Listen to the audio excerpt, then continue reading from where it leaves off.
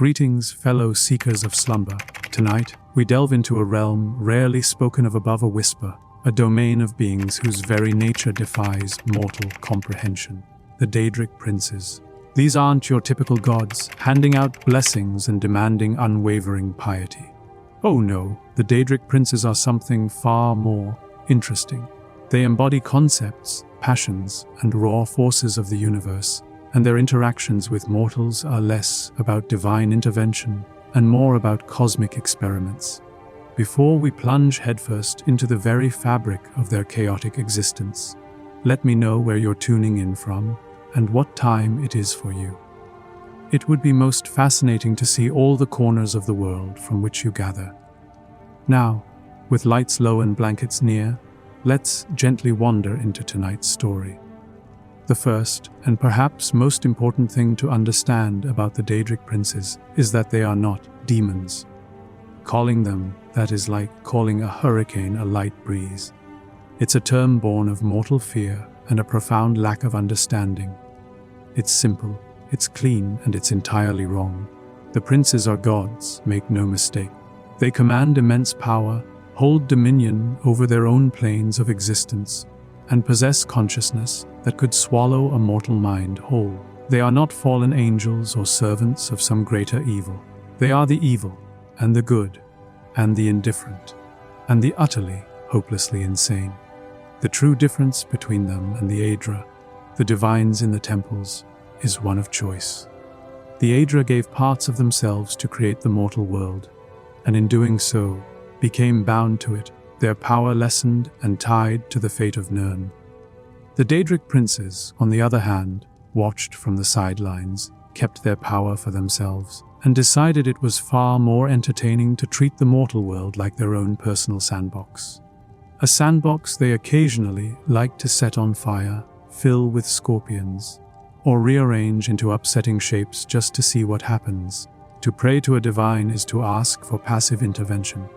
You pray for rain, and you hope the right celestial influences align. To pray to a Daedric prince is to demand a result. It is a transaction. They don't deal in hope, they deal in contracts, and their currency is your soul, your will, your sanity, or something far, far worse.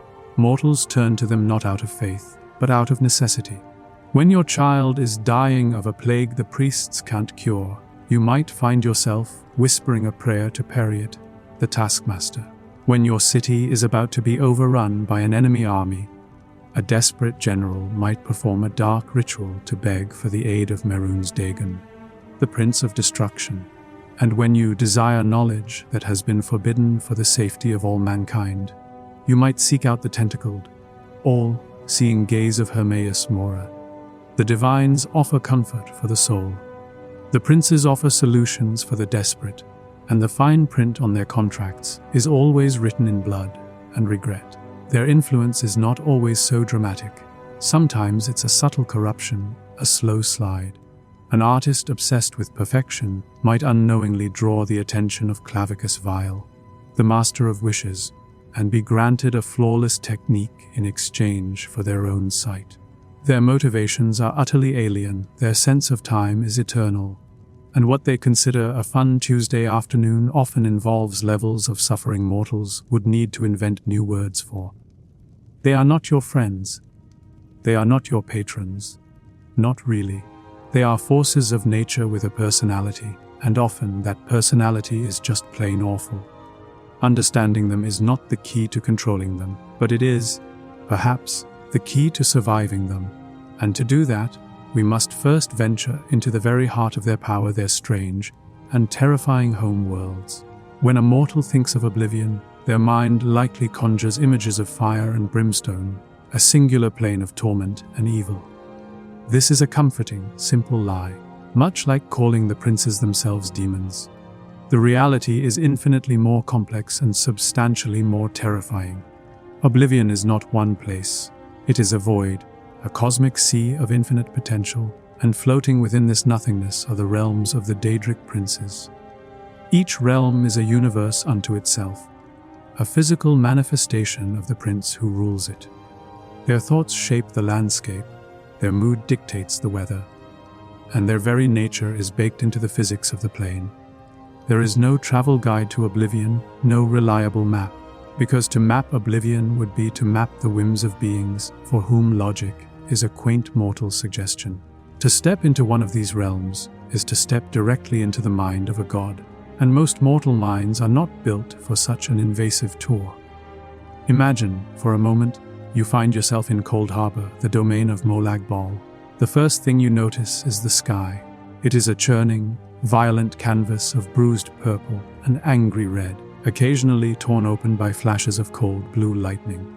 There is no sun, no moon, no stars, only this oppressive, hateful sky. The ground beneath your feet is not soil, but a mixture of cold sludge and jagged black rock. The air smells of ozone and decay, and carries a constant, low hum of suffering. In the distance, you see impossible towers, shaped like instruments of torture, reaching into the sky like grasping claws. Chains as thick as a man's waist lie half, buried in the mud, or hang from the sky, tethering floating islands of rock. This is not just a place of evil, it is the physical embodiment of domination. Everything here is designed to crush the spirit, to remind you of your own insignificance. The architecture itself seems to sneer at you. It's the kind of place that gets 0 stars on any travel review, mostly because anyone who could write a review is likely still there, serving as a decorative feature on a wall. Now, tear yourself from that nightmare and picture another. Apocrypha, the realm of Hermaeus Mora. There is no physical torment here, no overt violence. The threat is to your mind. You stand in a library that stretches into infinity in every direction. The shelves are made of a strange, dark material, and they are packed with countless books bound in black leather. There is no sky, only a ceiling of shifting green light. The air is still and silent, save for the rustling of millions of pages turning on their own and a constant, maddening whisper that tickles the edge of your hearing, promising secrets that would shatter your sanity. The ground is made of decaying stacks of books, and in the distance, you see seas of black ink and towering pillars of paper. The inhabitants are ghostly seekers and shambling lurkers, beings driven mad by the knowledge they consumed. The local librarians are less than helpful, being giant, floating tentacles with far too many eyes. To be trapped here is not to be a slave, but to be a forgotten footnote, your mind slowly unraveling as you are bombarded with truths you were never meant to know. The point is, each realm is unique. It is a custom-made universe tailored to the obsessions of its master. We journey now from the abstract horror of Oblivion's many faces to the specific, and we begin with a prince who, at first glance, seems a world away from the soul, crushing despair of Molag Bal, or the mind-shredding chaos of Hermaeus Mora. We speak of Azura, the queen of dawn and dusk, the mother of roses and the mistress of twilight. She is often seen by mortals as one of the few good Daedric Princes, a beacon of light in the encroaching darkness. And this, like most simple mortal beliefs about the Daedra, is a dangerously incomplete picture. Her benevolence is not a gift, but a leash, and its chain is forged from vanity. To understand her, you must look to her realm, Moonshadow, which is said to be the one realm in all of Oblivion a mortal can look upon without going mad. A claim that sounds suspiciously like something Azura herself would say. Moonshadow is a kingdom of calculated, impossible beauty. It is a world caught in a permanent state of twilight. That perfect, fleeting moment when the sun has just set but the stars have not yet claimed the sky. The air is filled with the scent of flowers from a garden of colossal, iridescent roses, and a gentle, colored mist hangs perpetually in the air. In the center of it all stands a city of pure silver, its towers so graceful and slender they seem to defy physics, catching the fading light in a way that is breathtakingly beautiful. The winds carry faint, melodic whispers, and the entire realm is bathed in a light that is neither day nor night. It is a place of serenity, a perfect painting. But that is all it is. It's static. Nothing ever truly changes in Moonshadow. The sun never rises, the night never truly falls. It is a monument to a single moment of beauty, curated and held in place by Azura's immense will. It's a wonderful place to visit, one assumes, but living in a museum, even a beautiful one, would become its own special kind of torment after a while. One can only admire the same perfect rose for so long before wishing it would just have the decency to wilt. This static perfection is a mirror to Azora's own personality. She is a goddess of change, the transition from light to dark. Yet she herself is unchanging. Her primary motivation, the engine that drives all her actions, is vanity. She demands and craves worship. It is not enough for her to be powerful, she must be adored. Her followers are her children, and she loves them with a fierce, possessive passion. But it is the love a vain queen has for her subjects, or a painter for their masterpiece. She provides prophecies, guidance, and protection, but only so long as her followers remain utterly devoted. Her love is conditional, and the condition is constant, unending praise. She requires more positive reinforcement than a middling stage actor. Any slight, any perceived betrayal, any shift in her followers' adoration is met not with gentle disappointment, but with a cold, calculating, and eternal wrath. There is no greater example of this than the fate of the Dunmer, the Dark Elves. They were once the Chima, a people with golden skin who worshipped Azura, along with 2 other princes, as their primary gods. Azura loved them above all other mortals. When their great hero, Nerevar, was betrayed and murdered by his closest advisors, the Tribunal, who then used forbidden magic to steal divine power for themselves, Azura's rage was absolute. It wasn't just the murder or the sacrilege that angered her. It was that her people, her favorite creation, now had new gods to worship. In her eyes, they had betrayed her. So, as Nerevar lay dying, she appeared and laid down a curse, a prophecy of the Tribunal's downfall and a permanent mark upon the entire Chima race. In a flash of divine retribution, their golden skin was turned to ash and their eyes to fire. She gave them a makeover in the most vengeful way imaginable, turning them into the Dunmer, a people forever marked by her fury and her claim. Every time a dark elf looks at their own reflection, they are reminded that Azura's love is not a gentle thing. It is a brand, a declaration of ownership that spans generations. Her gift of prophecy is a tool to ensure her own narrative. Her version of events is the one that endures. She shows us that even the most beautiful of the princes is, at her core, a being of immense, selfish pride, whose affection is just another kind of cage. And it was her grand, tragic drama with the Chima that set the stage for another prince, a being for whom betrayal and conspiracy are not a tragedy, but an art form. If Azura represents a possessive, selfish love that demands worship, then our next prince represents the violent, bloody divorce. We stay with the story of the Dunmer, for their history is intertwined with some of the most powerful and active of the princes. Before Azura cursed them, before the Tribunal betrayed their hero, the Chima people were led away from their ancestral homeland by another entity entirely. This was Boethia, the prince of plots, the spirit of deceit, conspiracy, assassination, and the unlawful overthrow of authority. Where other princes might offer power over others or forbidden knowledge, Boethia offers a simple, brutal philosophy. Your life is yours to take, and if you are stronger, more cunning, or more ruthless than the one who rules you, then it is your right to tear them down and take their place. Boethia is the patron saint of bloody revolution and the ultimate cosmic conspirator. To follow Boethia is to embrace a life of constant paranoia and ambition. The prince's followers are not a cozy, welcoming community. They are a pit of vipers, constantly testing one another, plotting against each other, and vying for the prince's favor.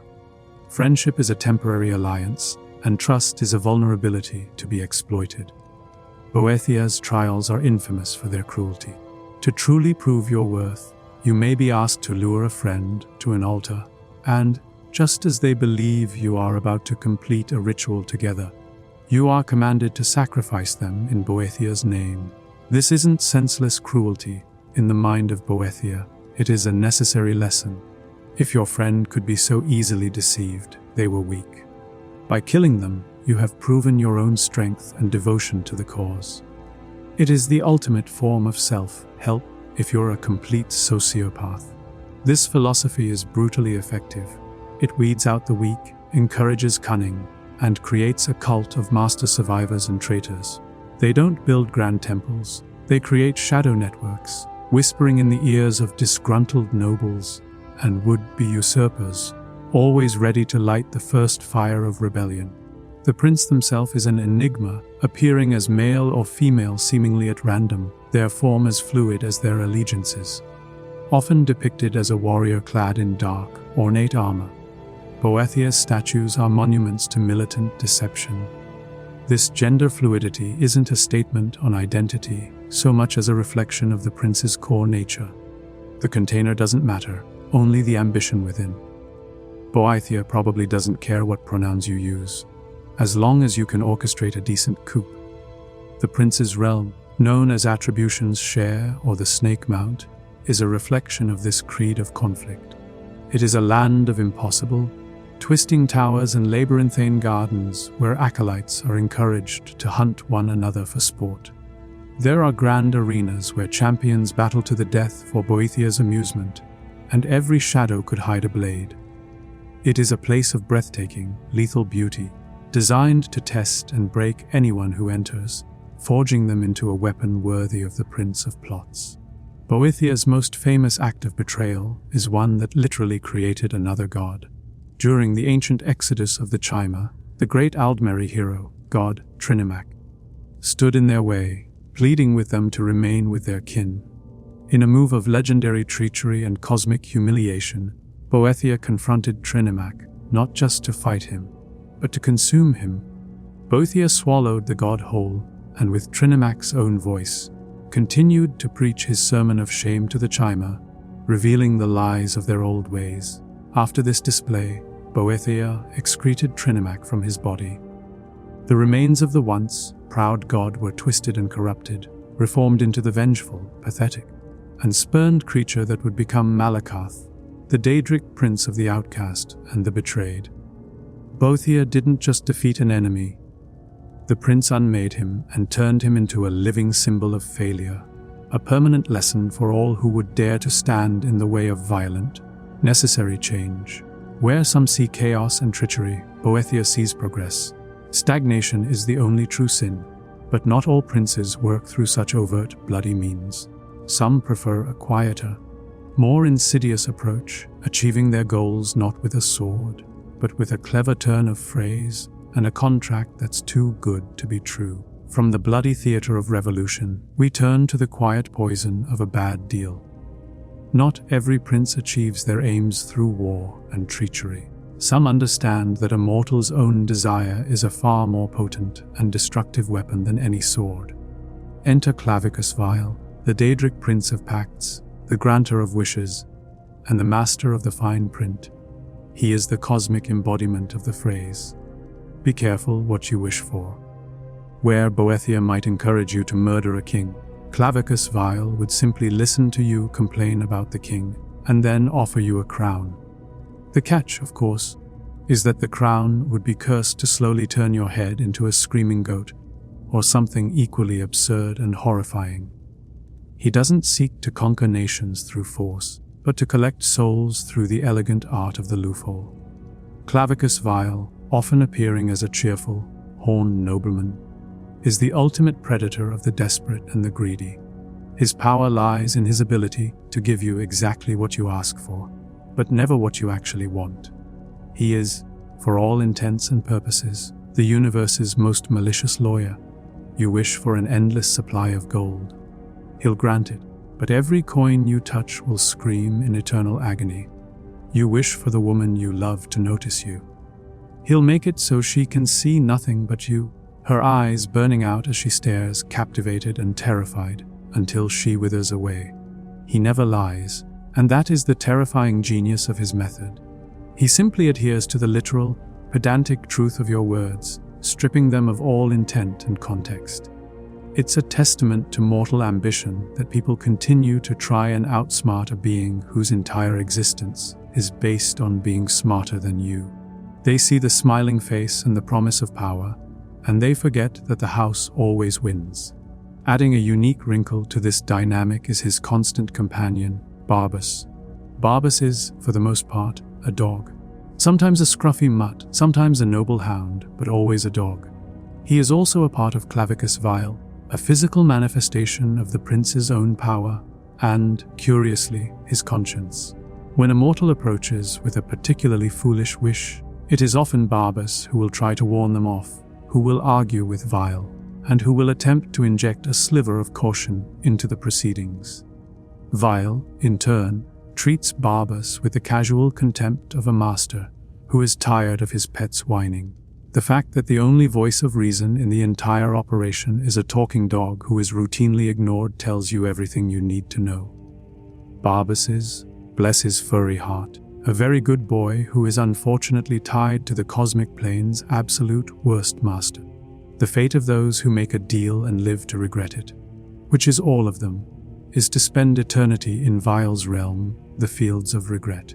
At first glance, the realm is deceptively pleasant, a serene, sun-drenched landscape of green fields, quaint cottages, and babbling brooks.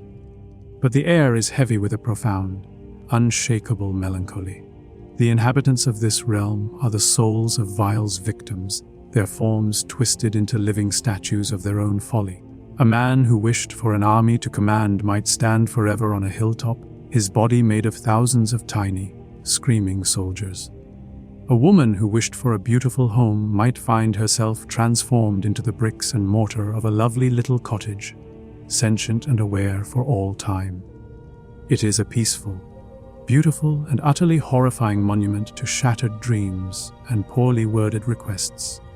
Vile proves that the most devastating blows aren't struck with a mace, but with a quill pen and a smile.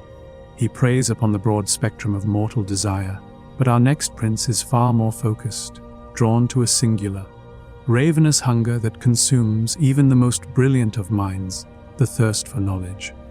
From the trickster who preys on foolish wants, we now turn to the archivist who preys on a far more dangerous hunger, the thirst for knowledge. While Clavicus Vile finds his power in the twisting of desire, our next prince has a much more specific collection policy. He is Hermaeus Mora, the gardener of men, the keeper of forbidden knowledge, and the golden eye of the abyss. He is not a warrior, nor a plotter in the traditional sense. He is a scholar, a librarian, a collector. And what he collects are secrets, all of them. The truth of creation, the cure for every disease, the location of every lost artifact, the whispered words of a dying king. All of this and more is filed away in his personal library. He is a dragon sleeping on a hoard made not of gold but of facts. And like any dragon, he does not share his treasure lightly.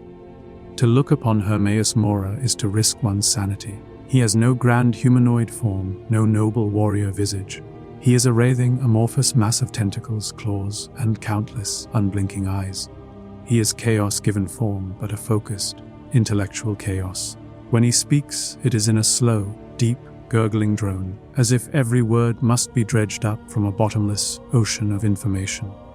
It's a delivery so ponderous you'd be forgiven for thinking he's trying to recall a fact from the beginning of time, just to answer a simple question. This inscrutable appearance and demeanor hide a singular, obsessive purpose to know everything. He is not evil in the way one might think of Molag Bal. He has no interest in domination for its own sake. He is simply a force of cosmic gluttony for information, and he views mortals as temporary, disposable tools to acquire more of it.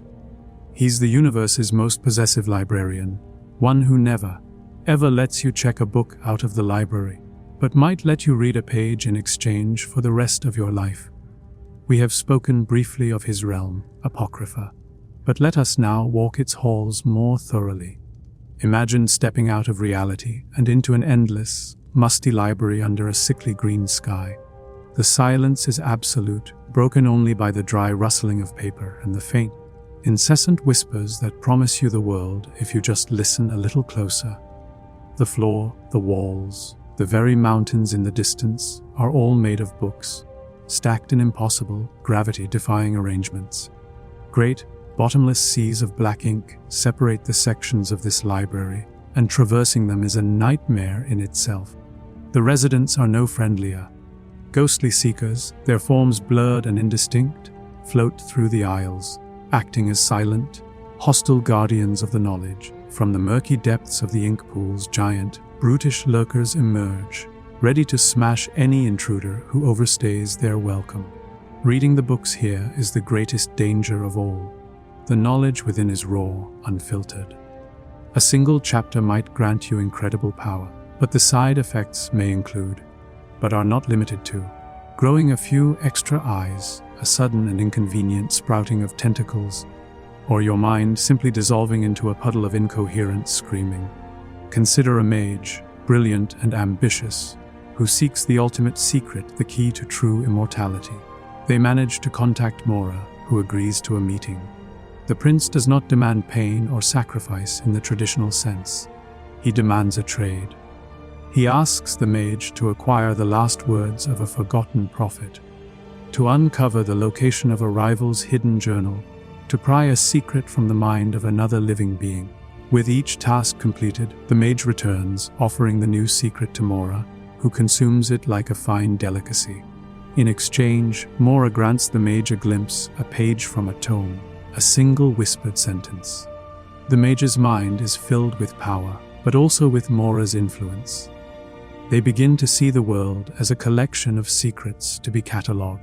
Their personality fades, replaced by a cold, obsessive need to know more. Finally, after years of servitude, Mora grants them the full secret. But by now, the mage is no longer human. Their body and mind are warped, and the secret of immortality is useless, as they have become just another ghostly seeker, doomed to patrol the halls of Apocrypha for eternity, guarding the very knowledge they sought. They got their wish, in a way. They are immortal, and they are a prisoner forever. Mora represents the ultimate intellectual horror, the danger of knowledge without wisdom. But while he hunts for secrets in the dark corners of the mind, our next prince is far less subtle, engaging in a hunt of blood and bone beneath the moonlit skies. From the silent, dusty halls of a mad librarian, we burst into the wild, open air. We leave the hunt for secrets behind and embrace a much more visceral, physical, and immediate chase. We now speak of her sign, the huntsman of the princes, the father of man, beasts, and the master of the great hunt.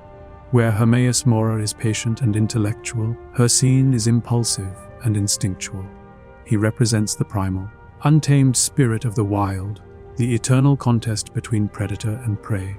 He does not plot, he does not deceive, and he does not deal in souls. He offers something far more direct, the thrill of the chase, and the glory of being either the triumphant hunter or the worthy kill. Hercene operates by a code, which makes him unusual among the princes. His is a strange and brutal form of honor. He believes in a fair contest. He will not strike a foe who is cornered and helpless, nor will he use powers that would make the hunt trivial. For Hercene, the sport is everything. The struggle, the strategy, the chase through the undergrowth, the final, desperate confrontation, that is what he lives for. His idea of a perfect afternoon involves substantially more screaming, running, and mortal terror than most civilized folk are comfortable with. But in his mind, it is a beautiful thing.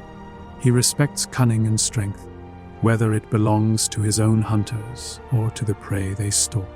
To be chosen by Hercene as the quarry is a terrifying honor. It means he has seen something in you worth hunting, a spirit strong enough to provide good sport. It's a compliment that will almost certainly get you killed, but it's a compliment nonetheless. His realm, known as the hunting grounds, is a direct reflection of his nature. It is an endless, untamed wilderness.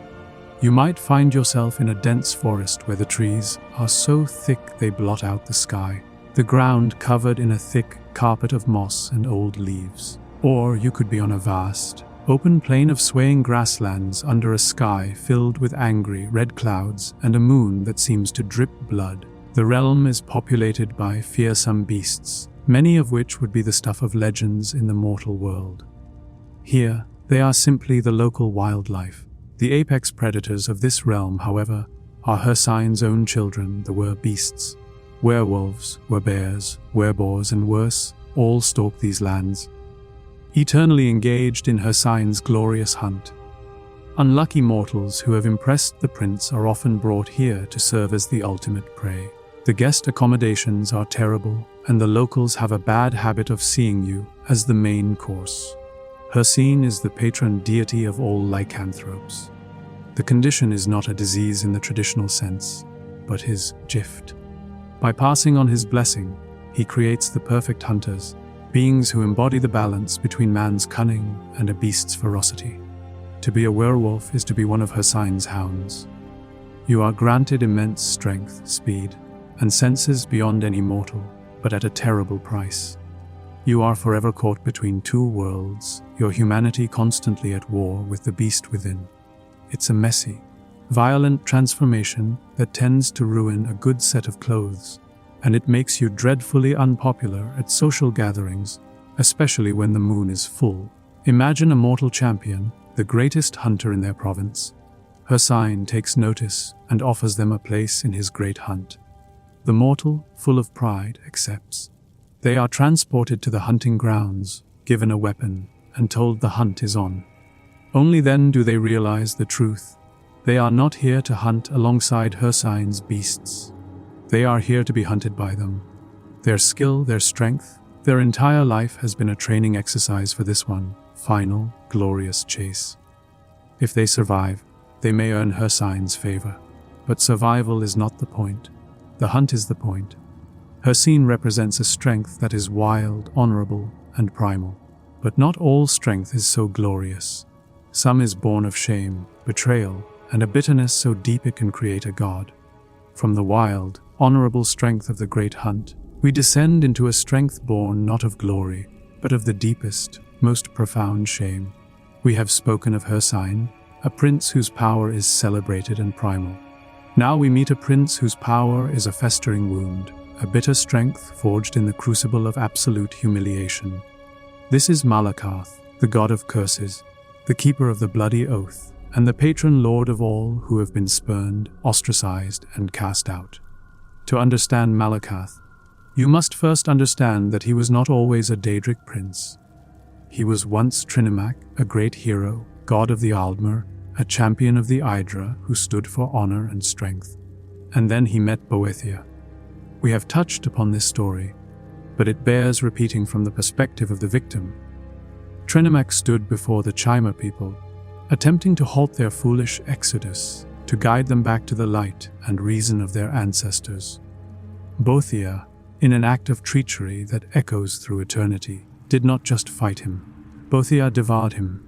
The prince of plots consumed the hero god whole, then used Trinimac's own voice as a puppet to mock his beliefs and encourage the Chimer on their path.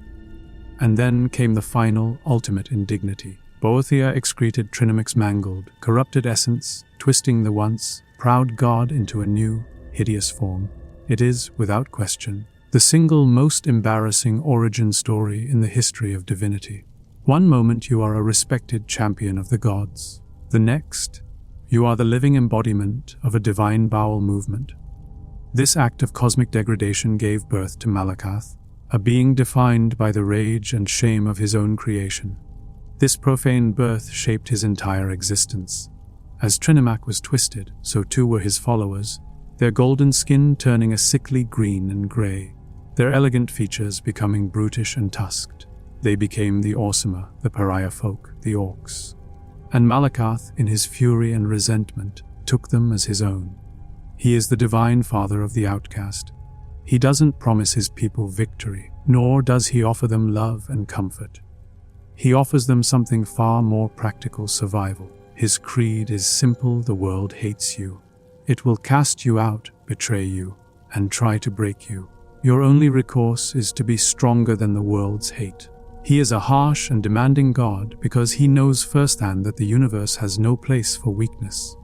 His followers, the orcs, live by this creed, building their strongholds in the harshest corners of the world, their entire society a testament to defiance and resilience.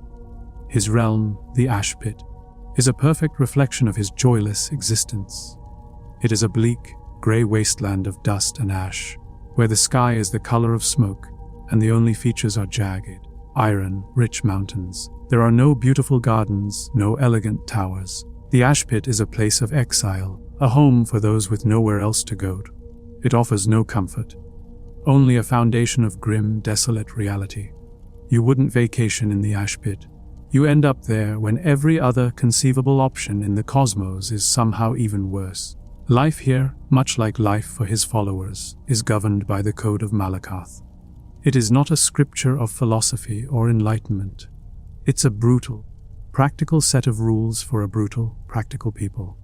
It has little to say on the subjects of art or poetry, but it is very specific about how to forge a good sword and how to properly nurse a blood feud. Grudges are a sacred duty, and strength is the only virtue that matters. Malakoth is a paradox. He is a being of immense power, yet he is forever defined by his moment of ultimate weakness. He champions the spurned because he is the most spurned of all. He is the embodiment of the strength you find at rock bottom, the unbreakable will that is forged only after you have been utterly broken. He and his people endure. They stand against the current, unmoving and unyielding. But while Malakoth represents the will to withstand the status quo, our next prince has a very different philosophy. He is not interested in enduring the world, he is interested in shattering it into a million burning pieces. From the bitter, unyielding strength of the outcast, we now turn to a prince who represents the complete and utter annihilation of the status quo. Malakoth and his children endure the world as it is. Mehrunes Dagon wants to burn that world down and build something new on its ashes. He is the prince of destruction, revolution, energy, and ambition. He is not a plotter, a trickster, or a keeper of shame. He is a roaring inferno, a tectonic shift, a cataclysm given thought and purpose. While other princes may work in shadows and whispers, Dagon works in fire and screams. His is the raw, untamable power that topples empires and reduces cities to rubble. Dagon's philosophy is brutally simple. Stagnation is decay. Order breeds corruption. The only path to progress is through complete and total destruction, clearing the slate for something new and stronger to emerge. His mantra might as well be, if it's broken, burn it to the ground. If it's not broken, burn it to the ground anyway, just to be sure. He is the patron of the revolutionary, the anarchist, and the deeply ambitious. He offers the power to tear down the world. Of course, he conveniently leaves out the part where he has no interest in the rebuilding that comes after. His invasions of the mortal realm are not subtle affairs. There are no intricate plots or clever bargains. His method is to punch a hole through the fabric of reality and march an army of demons through it. He possesses all the tactical nuance of a drunken giant kicking over a child's sandcastle. His realm, the Deadlands, is a perfect, nightmarish reflection of his being. It is the Platonic ideal of a hellscape. The ground is a wasteland of cracked, black earth, fissured with rivers of molten lava that crisscross the landscape like fiery veins. The air is thick with the stench of sulfur and burning rock, and a constant rain of fiery embers drifts down from a sky choked with black smoke and perpetual thunderstorms. Jagged spires of obsidian claw at the heavens, and immense, brutalist fortresses of blackened iron stand as monuments to his unending war. This is not a place of subtle torment or psychological horror. The Deadlands are a realm of pure, unrelenting physical hostility. It is populated by his legions of lesser Daedra, most notably the Dremora, a race of intelligent, horned warriors who exist only to serve his destructive will. They are the soldiers, smiths, and officers in his eternal army. Nowhere was his ambition more apparent than during the Oblivion crisis. Imagine being a soldier on the walls of a city, enjoying a moment of peace. Suddenly, the sky turns a deep, terrifying crimson. The ground shakes, and before you, the very air rips open, swirling into a vortex of fire and chaos, an Oblivion gate. From its depths pour the horned warriors of the Dremora, their eyes burning with malice, their weapons forged in the fires of the Deadlands. This was Dagon's ultimate plan, to erase the barriers between his realm and the mortal world, merging them into a single paradise of suffering and destruction. His mortal followers, the cultists of the mythic dawn, believed they would be rewarded for their service. that they would rule over this new, broken world. It's a bit of a flawed career plan when you think about it. Following a god whose primary goal is to destroy everything doesn't seem to come with a lot of long-term job security. In the end, Dagon is perhaps the most straightforward of the princes. He is a walking natural disaster, a sentient earthquake. His danger lies not in his complexity, but in his simplicity. But for all his sound and fury, his destruction is open and honest. Other forms of ruin are far quieter, festering in the dark like a poison. From the roaring, unsubtle inferno of destruction, we retreat into the chilling silence of a well-kept secret. We leave behind the prince whose rage can shatter continents and turn instead to a prince whose whisper can shatter a marriage, a friendship, or a kingdom.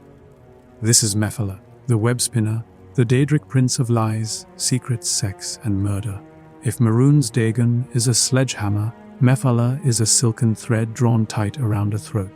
She finds no joy in open warfare or fiery revolution. Her art is the subtle corruption from within, the slow poisoning of trust, and the exquisite pleasure of watching mortals destroy each other for reasons they don't even fully understand. Mephala's influence is woven into the very fabric of society. She is the patron of every secret kept, every lie told, every affair conducted in the shadows. We have spoken of Boethia, the prince of plots, but the two are very different. Boethia's conspiracies are grand, aimed at toppling thrones and forging new realities through violence. Mephala's plots are personal. She is the unseen hand that turns a loving family against itself, the whispered rumor that transforms allies into bitter rivals. She is likely the true source of every awkward family dinner and every political scandal in history. Her followers, like the infamous Morag Tong Assassins Guild, do not worship her with prayers, but with actions. They serve her by entangling themselves in the affairs of mortals, carrying out intricate murders that sow chaos and distrust, all for the glory of the web spinner. To receive a gift from Mephala is not to be given an artifact of power, but to be told a secret so potent it will ruin your life and the lives of everyone around you. Her realm is one of the most mysterious and abstract in all of Oblivion. It is called the Spiral Skein, and it is less a place and more a metaphysical concept. Imagine a void of infinite darkness, crisscrossed by an endless web of shimmering, sticky threads. This is Mephala's domain. There is no ground, no sky, only the web. Each thread represents a connection, a secret, a lie, a relationship between mortals. To be trapped here is to be suspended in this web, feeling the vibrations of every deceit and betrayal in the cosmos as a constant, maddening hum. Whispers travel along the threads, telling you the dark truths of your friends, the hidden resentments of your lover, the secret ambitions of your king. It is a realm of absolute paranoia, where knowledge is a curse and every connection is a potential trap, perfectly mirroring the mind of its mistress. Consider the fate of two noble families who have lived in peace for generations. Mephala, in a fit of divine boredom, decides to interfere. She doesn't send an army. She sends a whisper. A servant is made to overhear a false conversation about a planned betrayal. A love letter from a daughter of one house to a son of the other is subtly altered to become an insult. A merchant is paid to spread a rumor about one patriarch cheating the other in a business deal. Each action is tiny, almost insignificant on its own, but Mephala weaves them together. Suspicion grows. Old friendships curdle into resentment. Resentment blossoms into open hostility. Soon, the two houses are locked in a bloody, pointless feud, destroying each other over lies they believe to be truth. And Mephala watches from the center of her web, utterly amused by the beautiful, tragic pattern they create. There is often no grand plan, no ultimate goal to her manipulations beyond her own entertainment. Mephala is dangerous because you can never be sure if you are acting of your own free will, or if your deepest emotions are merely the result of her pulling on a distant, invisible thread. She is the secret at the heart of all things, the rot that begins in the dark. But now, we will leave her shadowy web and step into a light so brilliant, so pure. It is just as blinding and just as dangerous as any darkness. From the tangled, shadowy web of secrets, we are violently torn away and thrust into a light so pure and so absolute it burns. We leave the domain of the spider for the realm of the sunbeam. But this is no gentle, warming light. This is the light of a celestial furnace, a sterilizing, uncompromising radiance. We now speak of Meridia, the Lady of Infinite Energies, the Glister Witch, and the Daedric Prince of Life and Light. Her defining characteristic is a zealous, fanatical, and all-consuming hatred for the undead and anything else she deems a perversion of the natural order. She is often seen as a force for good, and like all such simple assumptions about the Daedra, this is a dangerously incomplete truth. Meridia's philosophy is one of absolute purity. There are no shades of grey in her world. There is only the brilliant, clean light of life and the filthy, corrupting darkness of undeath. Her goal is the complete and utter eradication of zombies, skeletons, vampires, liches, necromancers, and anything else that dares to defy the cycle of life and death. She is not a goddess of compassion. She does not offer comfort or gentle guidance. She issues commands. Her will is absolute, her judgment is final, and her methods are terrifyingly thorough. If you report a single zombie in a village graveyard, Meridia's solution might very well be to incinerate the entire village from existence, just to be sure the contamination is cleansed. Her personality seems to have all the warmth and flexibility of a crystal. She is rigid, she is arrogant, and she is utterly convinced of her own righteousness, which makes her one of the most dangerous beings in existence. Her realm, the colored rooms, is a testament to her nature. It is a place of breathtaking, geometric beauty, composed entirely of light. Imagine an endless series of chambers and corridors carved from pure crystal, refracting a blinding, colorless light through immense prisms and lenses. There are no shadows here. There is no warmth, no soil, no life in the conventional sense. It is a sterile, orderly, and profoundly alienating paradise. Visiting would likely require some form of divinely enchanted eye protection to avoid having your retinas permanently seared. The inhabitants of this realm are the Aurorans, luminous, golden, skinned Daedra who are as beautiful as they are merciless. They are her Templars, extensions of her will who carry out her purges with silent, fanatical devotion. The colored rooms are not a heaven, they are a perfectly clean, perfectly ordered, and perfectly soulless museum of light itself. Consider a devout and noble priest, whose town is being terrorized by a powerful necromancer operating from a nearby crypt. Desperate, the priest performs a ritual and calls for Meridia's aid. She answers, her voice like shattering glass, and bestows upon him her artifact, the sword Dawnbreaker. The priest, filled with divine power, enters the crypt. The sword erupts with holy light, and the undead abominations within are reduced to ash in an instant. The priest feels a moment of triumph, of pure, righteous victory. But the light does not stop. It pours from the crypt, searing the very ground. It scars the graveyard, turning tombstones to dust. It washes over the town, cleansing the homes of anyone who may have had contact with the necromancer. The priest can only watch in horror as the beautiful, holy light he prayed for becomes a wildfire, consuming the innocent and the guilty alike in its indiscriminate, purifying blaze. He has learned the terrible lesson of Meridia. Her light makes no distinctions. It only burns. Meridia is the ultimate proof that an entity of good can be as tyrannical as any creature of darkness. Her crusade is absolute, and she has no tolerance for the messy complications of mortal life, such as mercy, context, or free will. Her light is a cage as much as it is a beacon, and it is fitting that from this prince, who so despises the mockery of life that is undeath, we now turn to the prince who is the undisputed architect of that very corruption. From the prince who despises the undead, we now turn to the monster who created them. We leave Meridia's cleansing, absolute light, and plunge into a darkness so complete and so cruel it feels like a physical weight. This is the domain of Molag Bal, the king of domination, the harvester of souls, the prince of rage, and the architect of all mortal suffering. If Meridia is a fire that purifies, Molag Bal is a cancer that corrupts. His goal is not destruction, like Mehrunes Dagon, or deception, like Mephala. His single, all-consuming desire is to enslave. He wishes to see every mortal soul, every divine spark, every living thing in the cosmos bent to his will, their spirits broken and their bodies remade into instruments of his power. Molag Bal is tyranny given divine form. His every action is calculated to dominate, to violate, and to corrupt.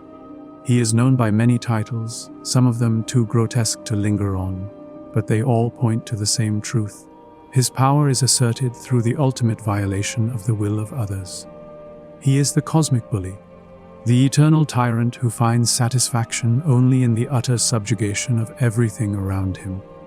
He doesn't want to kill his enemies, he wants to break them, to hollow them out and wear their despair like a crown. His schemes are vast and patient, often spanning millennia, all aimed at the eventual goal of pulling the mortal realm of Nirn into his own, a hellish extension of his dominion. We have spoken of his realm, Cold Arbor, but we have only scratched its miserable surface. Let us take a deeper look. Imagine a world that is a twisted, broken mockery of our own. The sky is a vortex of fire and sludge. The ground is a sea of black mud, littered with the wailing, soul-shriven husks of his victims. The air carries the metallic scent of blood and the pervasive chill of a tomb. Impossible structures of jagged, blackened rock claw at the sky, their surfaces adorned with chains and spikes. This is not just a landscape, it is a machine. A factory designed for the sole purpose of grinding down souls into a paste of agony and regret. It is a terrible place for a holiday, and the locals are famously unwelcoming. Every feature of Cold Arbor, from the groaning chains that hang from the sky to the very rock you stand on, is a monument to his absolute and hateful power. His most infamous creation, the vampire, is the perfect expression of his philosophy.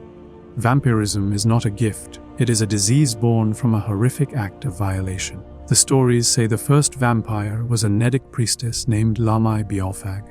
Molag Bal appeared in her temple, and in an act of brutal, divine violence, he defiled her, leaving her for dead. But she did not die. She rose again, her soul corrupted, her body twisted into a new form that thirsted for the life force of others. This is Molag Bal's unique and monstrous idea of fatherhood. He did not create a child, he created a curse, a plague of eternal servitude that would spread across the mortal world. Each new vampire an extension of his will, a testament to his power to corrupt and dominate life itself. In the eyes of most mortals, Molag Bal represents a pure and unambiguous evil. He is the ultimate violator, the schemer whose final goal is the theft of your very soul. He is not a force of nature like a storm or a fire. He is a thinking, feeling, malevolent entity whose greatest pleasure is your eternal suffering. He is the master of corrupting the spirit, of twisting the soul into a plaything for his amusement. But while he is obsessed with the integrity of the soul, our next prince cares little for such things. She finds her delight in a much simpler, more visceral form of corruption, the beautiful, natural, and utterly disgusting decay of the flesh. From the grand, operatic evil of a god who wishes to enslave the cosmos, we now turn to a prince whose concerns are far more humble, intimate, and, to many, profoundly disgusting. We leave behind Molag Bal's obsession with the immortal soul and delve into Namira's appreciation for the decomposing flesh. She is the spirit Daedra, the Lady of Decay, and the patron of all things that scuttle in the dark. If you have ever felt a shiver of revulsion at the sight of a spider, the smell of rot or the feeling of ooze between your toes, you have felt the touch of Namira's sphere. Namira is not evil in the way a mortal might understand it. She does not scheme for domination or destruction. She simply presides over the aspects of existence that civilized society has deemed repulsive. She is the goddess of slugs, of beggars, of cannibals, and of disease. She is the patron saint of the forgotten leftovers at the bottom of a pantry that have achieved a new, terrifying form of life. While other princes find their power in concepts like honor or knowledge, Namira finds hers in the simple, honest truth of decay. She offers a strange kind of solace to the wretched and the shunned, to the beggar ignored on the street, to the diseased outcast left to die. Namira offers a welcoming darkness. She teaches that there is a kind of freedom in embracing what others find disgusting, a power in being so far outside the bounds of society that its judgments no longer matter. Her realm is known as the Scuttling Void, and it is as pleasant as it sounds. It is a place of profound darkness, but not an empty one. The ground is soft and yielding, a compost of eternal decay. The air is thick with the sweet, cloying smell of rot and damp earth, and everything is teeming with life. Unseen insects skitter just at the edge of your perception, worms writhe in the filth, and all manner of crawling, slithering things find a paradise in this kingdom of muck. There is no judgment here, no pretense. There is only the endless, patient cycle of consumption and decay. Her followers reflect this. While some are simply the downtrodden, her most infamous worshippers are cannibals. These are not ravenous monsters, but covens of people who gather in secret to partake in ritual feasts of the dead. Their dinner parties are, to put it mildly, an acquired taste. For them, this ultimate taboo is an act of worship, a way of connecting with the primal, unspeakable truths that Namira embodies. While other princes might grant you a sword of immense power or a book of forbidden secrets, Namira's gifts are a bit more practical. Her most famous artifact is a ring that allows the wearer to feast upon the dead to regain their strength. She doesn't offer glory, she offers leftovers. Imagine a beggar, starving and shivering in an alley, ignored by every passerby. They are the lowest of the low, a piece of human refuse. One night, they follow a strange procession into the city's catacombs and stumble upon a hidden shrine to Namira. They see a group of well-dressed citizens, a mix of rich and poor, gathered around a feast laid out on a stone slab. The main course, the beggar realizes with a jolt of horror, is a human body. Before they can flee, they are noticed. But instead of violence, they are met with a smile. They are offered a seat at the table, a piece of the forbidden meal, and a place in the coven. For the first time in years, they are not shunned. They are welcomed. They have a full belly and a community. This is the strange and terrible comfort of Namira. She is the god of the things no one else wants, and for those who have nothing, that can feel like everything. Namira, for all her repulsive trappings, still operates within a certain natural order of consumption and decay. But our next prince has no use for order of any kind, natural or otherwise. We now leave the god of rot for the god of glorious, absolute nonsense. From the grim, natural order of decay, we now fling ourselves headfirst into the complete and utter absence of order. We leave behind the logic of the natural world, however repulsive, and embrace the glorious, terrifying, and nonsensical chaos of a fractured mind. We have arrived at the doorstep of Sheogorath, the Daedric Prince of Madness, the Mad God, the Lord of the Never there. He is the patron of the insane, the creative, and the eccentric. To attempt to understand him is to take the first step on the road to becoming one of his subjects. Sheogorath is not good or evil. He is simply mad. His actions are not driven by ambition, vanity, or a desire for destruction. They are driven by whims that change from one moment to the next, governed by a logic so alien it is indistinguishable from random chance. One day he might bless a kingdom with a bounty of delicious, unusually sharp cheese. The next, he might decide to rain flaming dogs upon its capital city, just to see what happens. There is an inexplicable and recurring theme of cheese in his madness, a fact that scholars have wisely decided not to investigate too closely. Trying to find a grand, overarching plan in his actions is a fool's errand. He is the divine embodiment of a thought process that has gone completely off the rails. His gifts to mortals are as unpredictable as he is. He might grant an artist unparalleled creativity, but curse them to only be able to paint with their own blood. He is the ultimate agent of chaos, and his only consistent goal seems to be to alleviate his own divine boredom. His realm, the Shivering Isles, is a perfect, schizophrenic reflection of his mind. It is a single landmass literally split into two halves. On one side is Mania, a world of breathtaking psychedelic beauty. The landscape is a riot of impossible color, with giant, luminous mushrooms, trees that weep sparkling dew, and fields of flowers that sing as you pass. The creatures here are whimsical and brightly colored, and also lethally dangerous. The residents are manic, obsessive artists and flamboyant eccentrics who live lives of passionate, delirious joy. The other side is Dementia. Here, the color is leached from the world, leaving a bleak, swampy landscape of tangled, rotting trees and murky water under a perpetual, gloomy twilight. The air is thick with paranoia, and the residents are sullen, fearful, and prone to sudden violence, convinced that everyone is plotting against them. The entire realm is a civil war between two extremes of insanity, presided over by the mad god himself from his palace in the center. Imagine a weary traveler lost in the woods. They stumble upon a strange, solitary door standing upright in a clearing. It looks perfectly ordinary. Curiosity piqued, they open it. Instead of the forest beyond, they find themselves in a lavishly decorated room, sitting at a table with an impeccably dressed man with wild, mismatched eyes. It is Sheogorath. He offers them a cup of tea that tastes faintly of butterflies and a stick covered in fish.